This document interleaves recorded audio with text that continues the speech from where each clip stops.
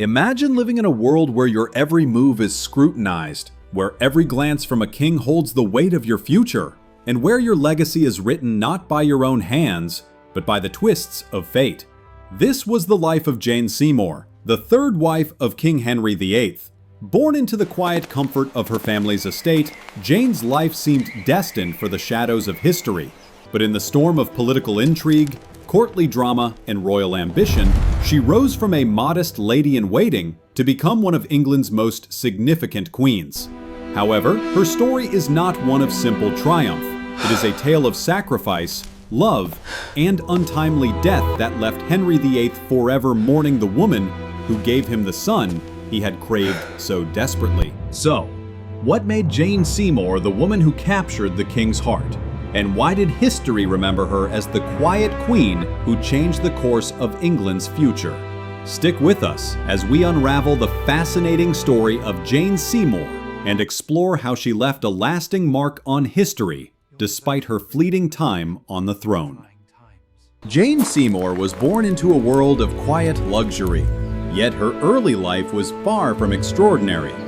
She was the seventh child and first daughter of Sir John Seymour and Lady Margaret Wentworth, born somewhere between 1508 and 1509 at their family estate, Wolfhall, in Wiltshire. In a time when sons were prized for inheritance and status, Jane's birth as a daughter was not deemed remarkable enough to record the exact date. Her upbringing was rooted in the traditions of the country gentry. While her father, Sir John, was a respected sheriff, overseeing the lands of Wiltshire and managing the affairs of the Savannah Forest, the Seymour family lived a comfortable, though not lavish, life by the standards of the aristocracy. Jane's early education was limited. She wasn't trained for a life in politics or the military like her brothers. Instead, she was taught the domestic skills expected of a lady: needlework, household management, and social etiquette. She was well versed in the arts of hospitality and served as the future mistress of a large estate, learning how to run a household with grace and dignity. Though she lacked formal intellectual training, Jane's gentle nature and kind heart made her a quiet yet influential figure within her family. In her late teens, Jane Seymour found herself stepping into a world that could not have been more different from the quiet country life she knew. At the age of 19, Jane was sent to the royal court as a lady-in-waiting to Queen Catherine of Aragon. The court of Henry VIII was a place of dazzling splendor, where power and danger often walked hand in hand. It was here, in the heart of political and royal intrigue, that Jane's life would take a turn she could never have predicted. As Anne Boleyn's rise to power began to shake the foundations of Henry's court, Jane quietly observed from the sidelines, her calm demeanor a stark contrast to the chaos around her. While the court was embroiled in scandal and betrayal, Jane remained composed, perhaps consisting too for a world that demanded action and ambition. She was not known for stirring trouble or expressing bold opinions. Instead, she watched, listened, and learned. Yet, beneath the surface of this unassuming young woman, something stirred. An ambition that would soon catch the eye of the king himself. Little did Jane know that, in the midst of her quiet life at court, she was becoming the king's next obsession. As Jane spent more time at court, her gentle nature and serene presence didn't go unnoticed by King Henry VIII. His eyes, accustomed to fiery passion and boldness, now found something refreshing in Jane's calm demeanor. She was unlike the others, unassuming, respectful, and poised. At a time when Henry's marriage to Anne Boleyn was crumbling, Jane became a symbol of the peace and stability he longed for. She didn't challenge him, didn't compete with his power.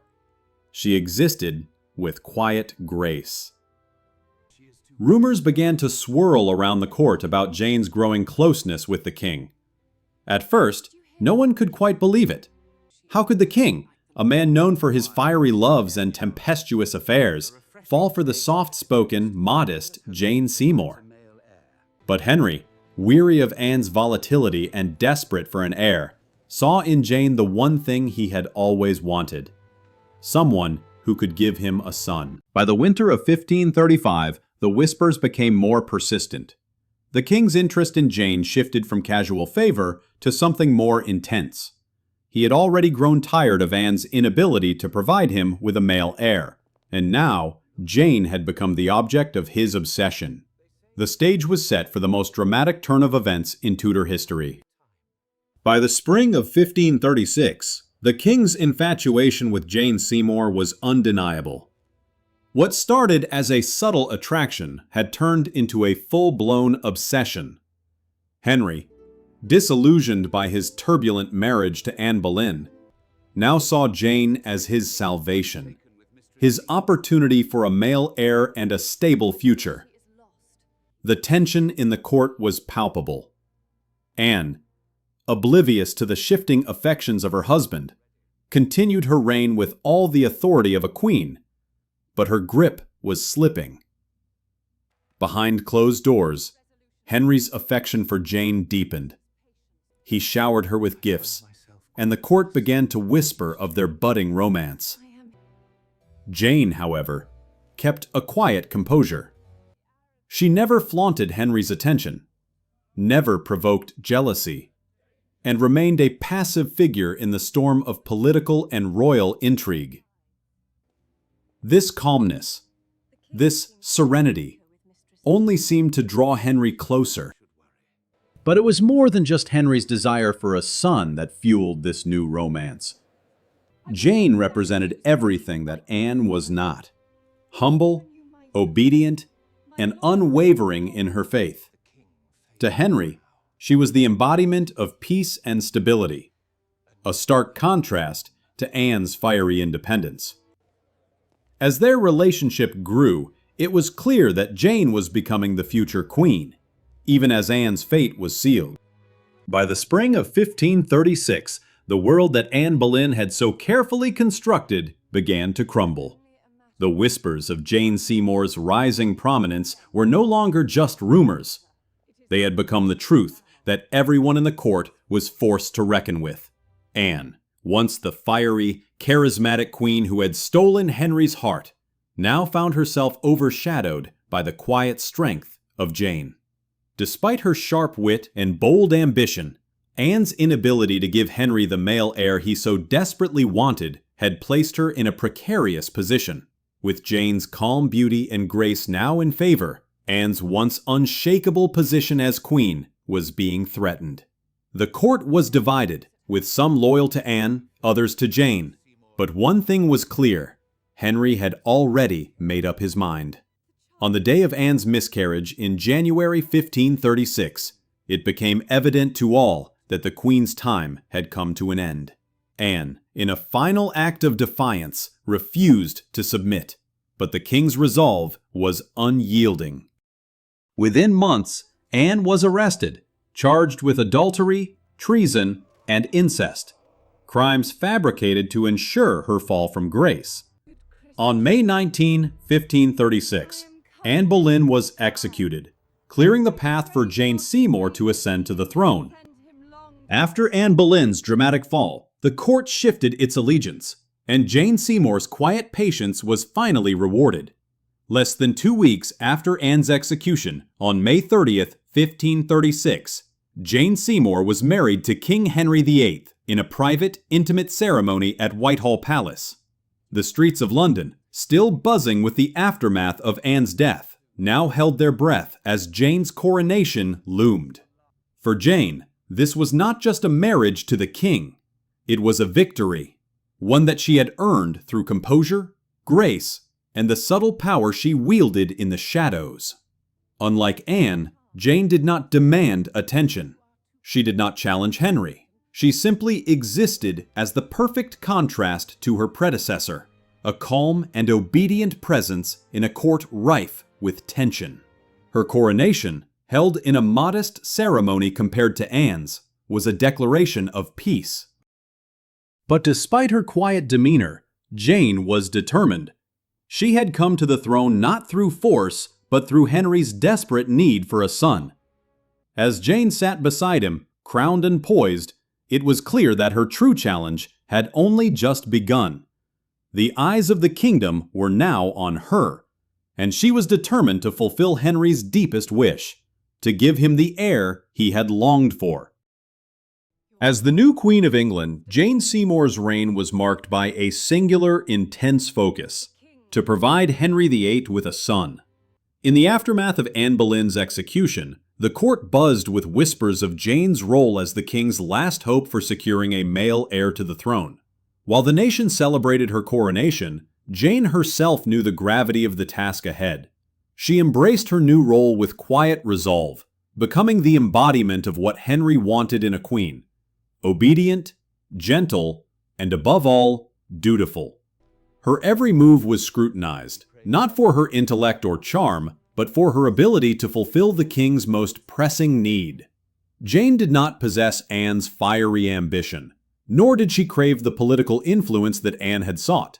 Instead, she quietly accepted her position, understanding that her success would be measured by one thing alone: the birth of a male heir. But as days passed and Jane settled into her new life as queen, the pressure mounted. Henry's eyes were filled with expectation, and the kingdom held its breath.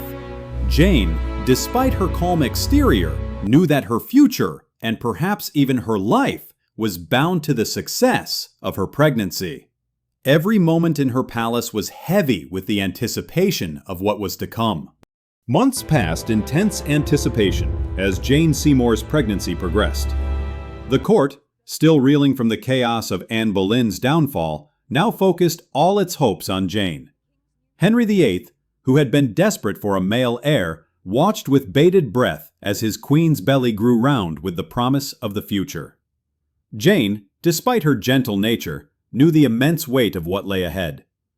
Every moment of her pregnancy felt like an eternity, each day bringing her closer to the moment that would define her legacy. In the summer of 1537, as Jane neared her due date, Henry's excitement and anxiety reached their peak. The king, obsessed with the idea of securing the Tudor line, spared no effort in preparing for the birth. Great feasts were planned, bonfires were to be lit in celebration, and the people eagerly awaited news of the royal child. Jane, however, was more reserved. Despite the lavish preparations around her, she focused inwardly, preparing herself for the labor that would either make or break her reign. She had no illusions about the stakes. If she failed, her quiet, unassuming life would be overshadowed by the hopes of an entire kingdom. The weight of history hung over her, but Jane remained steadfast. On the night of October 9, 1537, the court was filled with anticipation. Jane Seymour, already weary from months of waiting, entered the final stages of her labor.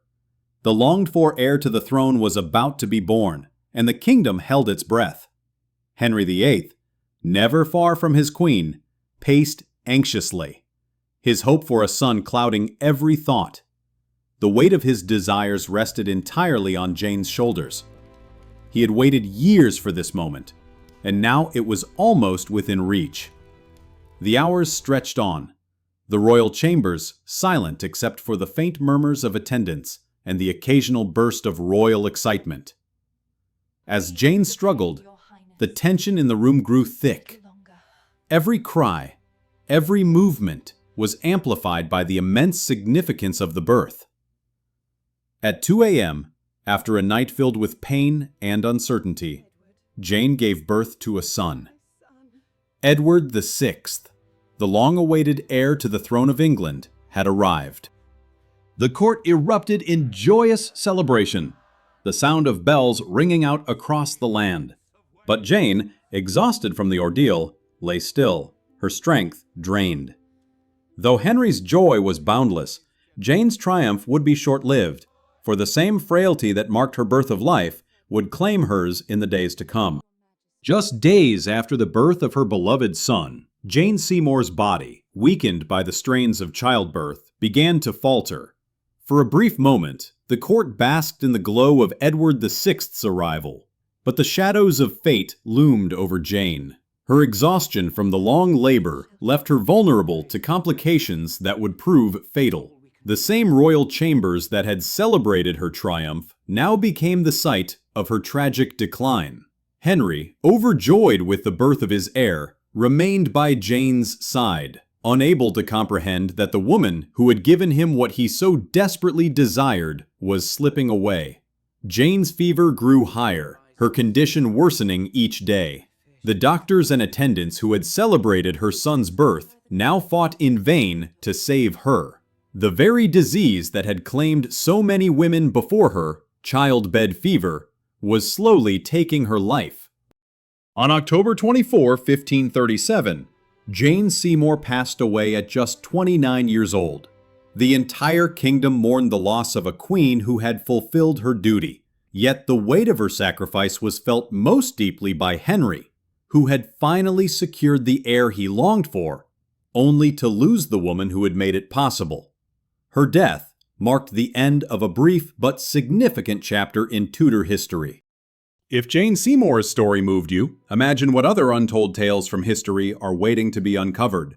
From royal intrigues to personal triumphs, there's always more to explore. If you enjoyed this journey into the past, don't forget to hit the like button and subscribe for more captivating stories. What do you think of Jane Seymour's life? Was she just the obedient queen, or did she have more ambition than history tells us? Drop your thoughts in the comments below and let's discuss.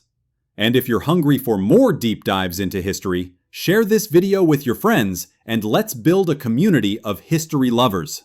Thank you for watching, and stay tuned for the next chapter of our historical journey. You won't want to miss it.